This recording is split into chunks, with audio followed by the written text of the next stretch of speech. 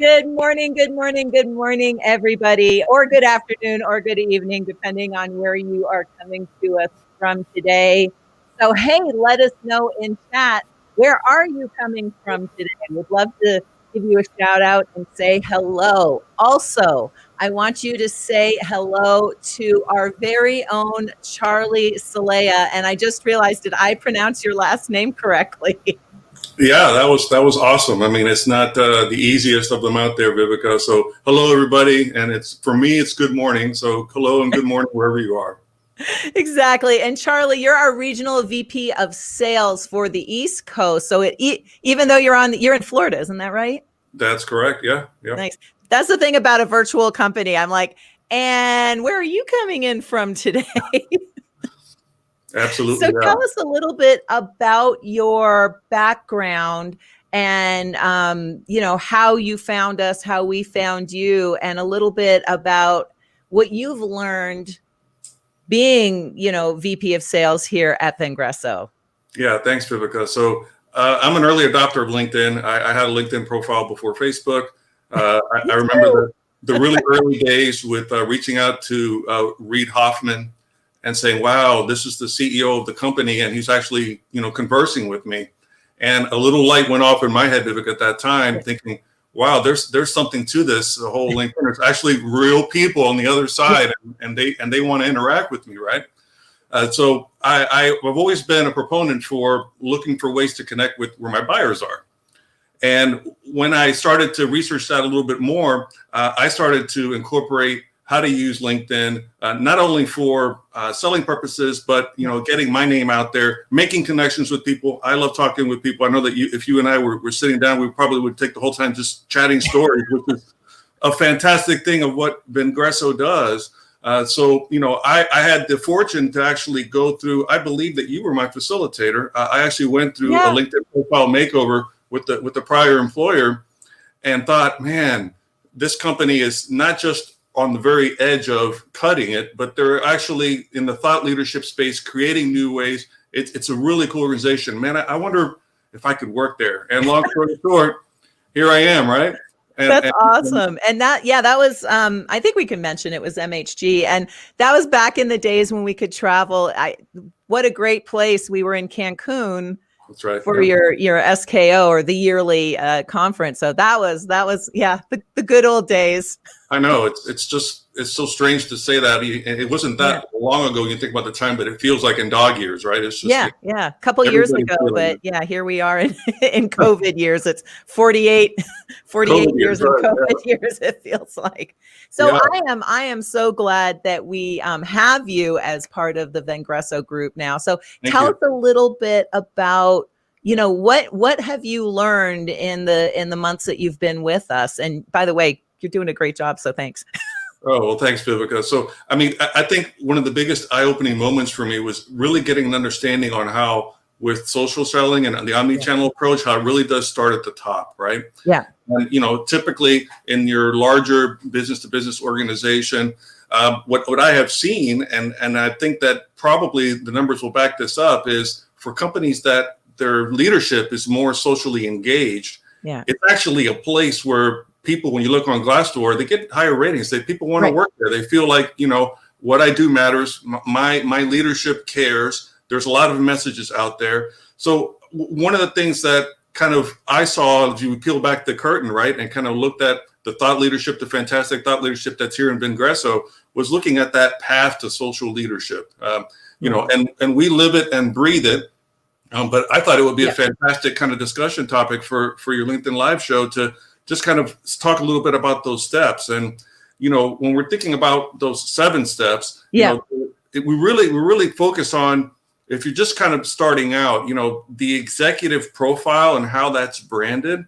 If you think about this, who's Viveka von Rosen? Okay, I'm going to look on Google or Bing, or if I'm older, maybe I'll look on Yahoo. Just, hey, one of the what's going to pop up is, typically LinkedIn profiles, one of the first things. So from a leadership perspective, how is the branding on that particular profile, right? Does it speak to the buyers of the organization? Does it speak to, who's interested in learning more about my company and how I can help them as the company leader? Or is it set up as an impressive resume with a title? Right. And I think we all know the answer, but I'll ask you anyway. So what should a really well-branded executive profile look like? Well, should it be a fancy resume, or should it be something more? It should not be a fancy resume. It really is about, think about everything that's available on that, I call it the digital canvas of that profile. You can incorporate some fantastic videos that are going to provide value to people that actually, check your profile. You can have posts where you've engaged with people, that you want to share things that are out there that set your company apart, or really kind of place that kind of like high bar of like, wow, this company and this leader is really socially engaged, right? Versus, I've been here 22 years, or I'm doing this, it's a very big difference. So, creating that executive branded profile is the first step. I think the foundation, and as we kind of like walk up the stair step, right? And you think about, okay, so if I've done that, what's next? I just want, so you're saying more than a fancy resume, it needs to really be a resource, so when a buyer comes to the profile, whether it's a executive profile, a sales profile, a marketer's profile, it needs to be a resource to them so that they go, oh, okay, I see how this company can help me, as opposed to, I have 27 years and blah, blah, blah. Like, no one cares about that. All right. So I think you were going to bring something out. So the leader has a great profile, and hopefully everybody else in the company has a great profile too. Mm-hmm. Now, how can the leader of, the leadership within the company kind of really model the best way to be socially engaged? Like how would you describe a socially engaged leader? Yeah. So think about this as the difference between like the old school Rolodex, where you're just picking through names, versus you're actually able to have conversations at many different levels that are through the LinkedIn page, through the LinkedIn leadership profile. You can do many things. One is, an example is just engaging on your seller's posts, or other people in your organization's posts, or people out in the marketplace that interest you. Yeah. I remember seeing a comment from Sir Richard Branson like 3 years ago. I still remember that. It's like when you think you meet with a celebrity, he commented on one of my posts. I'm like, wow, that's awesome. Who cares, right? And that stuck with me. And every time I think of a Virgin, it puts a smile on my face, because I'm like, oh yeah, this is an actual leader. My buddy, Richard. My buddy, right. So, but it does. I'm glad you said that, because it does create a sense of familiarity, which is a good thing. It builds that KLT, that know, like, and trust. So if your executive leadership is actually sharing content, not only sharing content, but I think engaging on, maybe your named accounts content, it creates that sense of familiarity, which helps to bridge that gap, and it makes conversations easier, I think. Yeah. And a hidden value of this, which is fantastic, I think, for any organization, is for leads that get kind of a little bit of visibility because of the social engagement of the executive team. Those leads are 7 times more likely to close than like a lead that just comes in inbound off a website, right? Right. Exactly. Repeat that, because that's really important.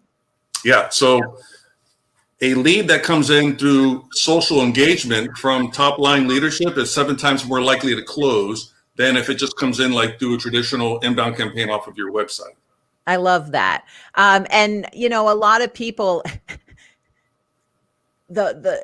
I love a good sales qualified lead off my website. Don't get me wrong. We love to get those leads, but it is lacking that human factor, I think, until the salesperson starts actually engaging with that lead. There's no human factor. There's this cool website. I like this article. Maybe I commented on it, but there's, that human relationship factor is missing. And I think that's probably why it's 7X the the response rate when it's actually someone who's seen you, seen a leader, seen a salesperson's content out there and engaged upon it. So I love that.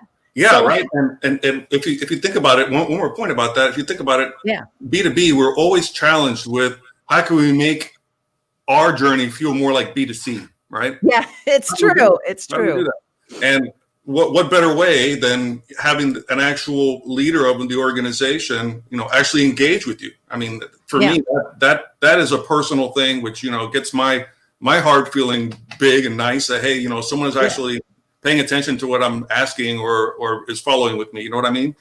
Yeah, 100%, and I feel like old school leadership feels like they need to be at the top of the pyramid, untouchable. I'm, better than you are, bigger than you are, more important than you are.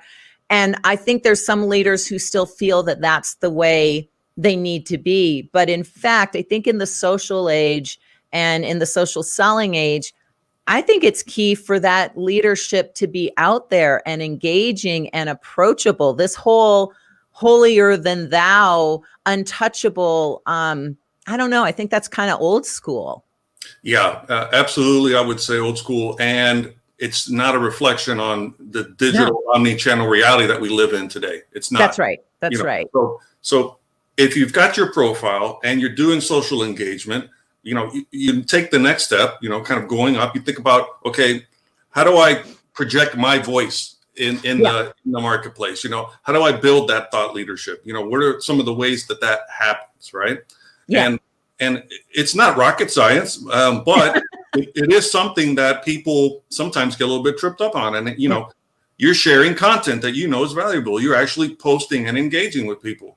Yeah. And we know that a CEO's time is filled up, jacked up every day, the calendar. It's really hard sometimes to find time. The good news is this is not a massive commitment to be able to go out there and spend a little bit of time in having that engagement, doing that posting, looking at that sharing. And I can tell you from both an individual seller and a sales leadership perspective, I feel great when I see posts coming up from my senior leadership out there, connecting with people. It's like, we are eating the gourmet cooking that we're selling, right? I love that. Yeah. So and now I want cookies.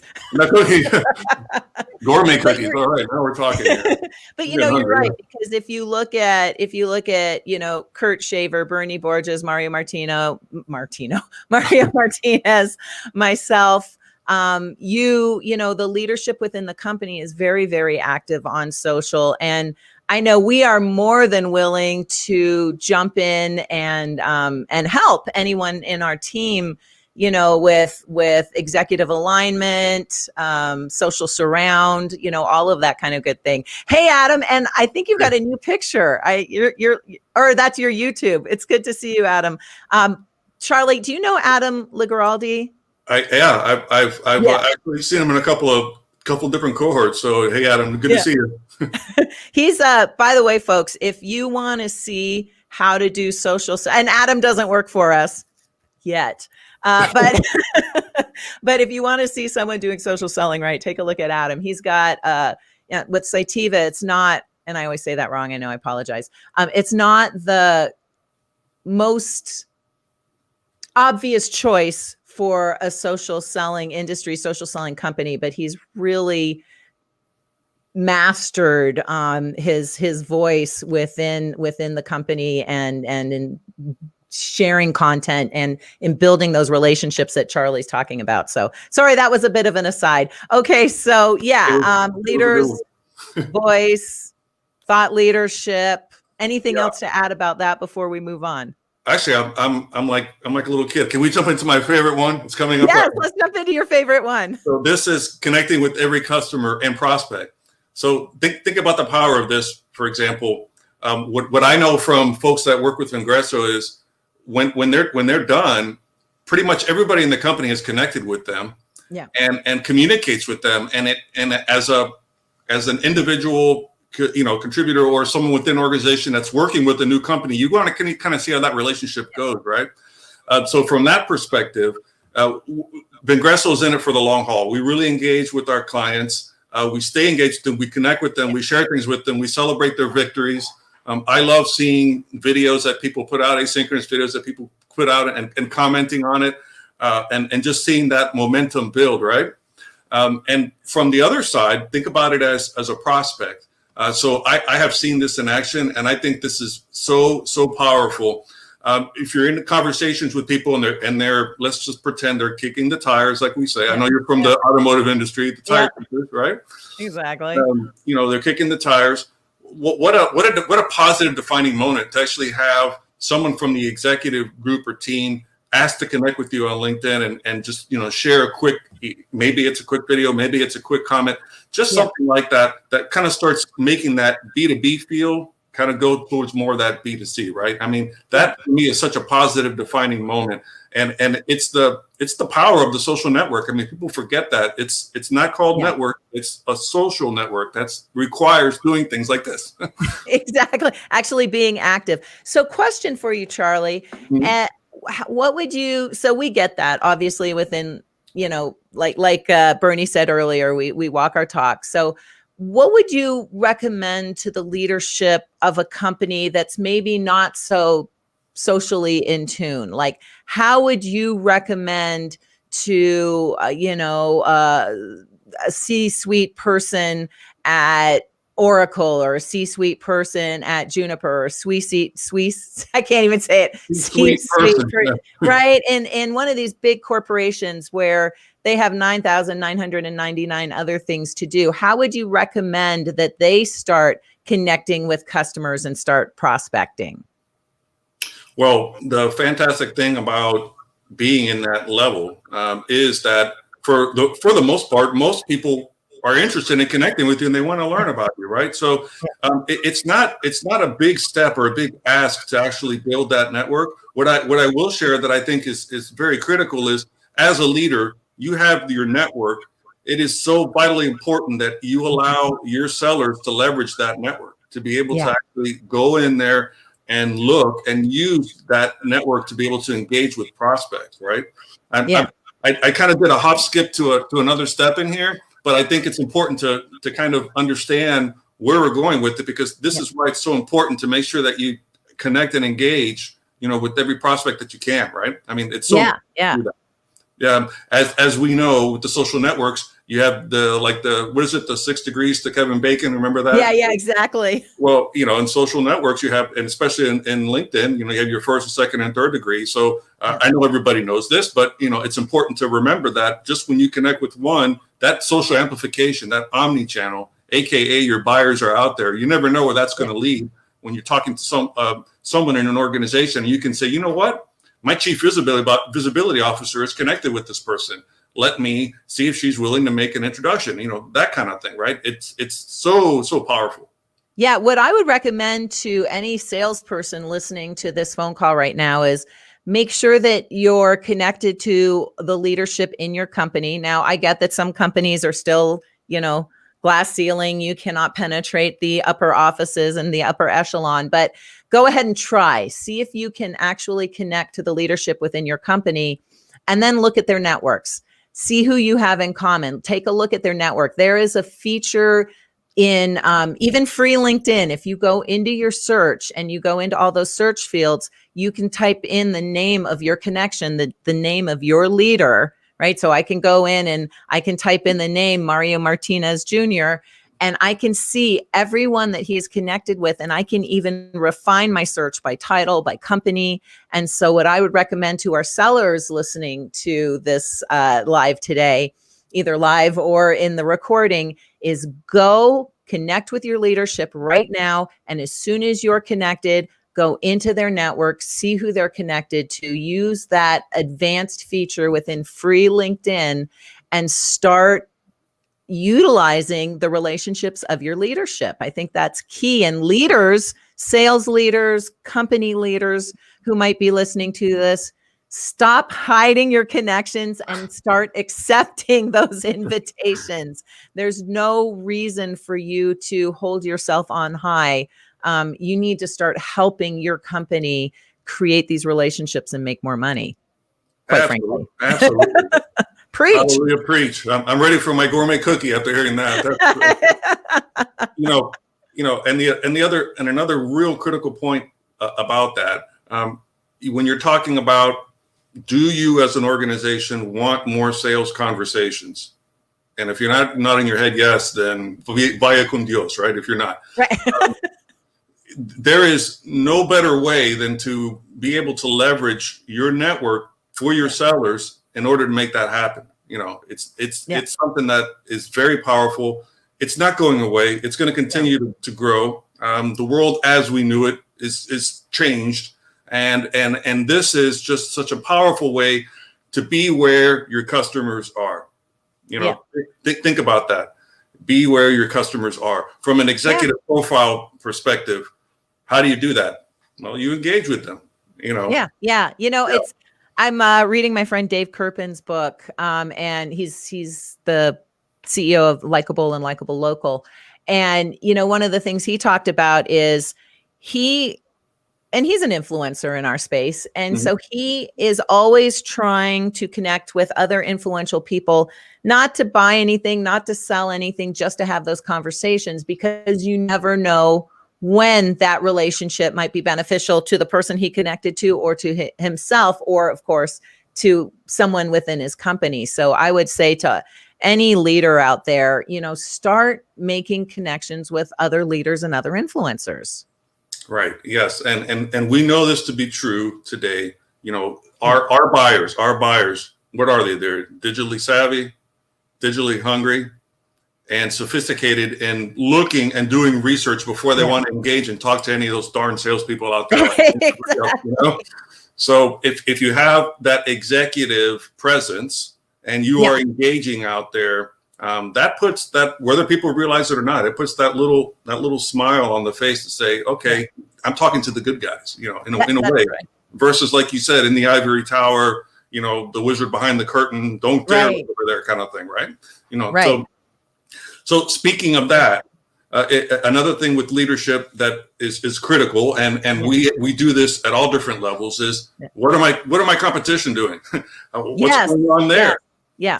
So again, having that active presence, you as leadership, it really does fall on you to make sure you keep tabs on that.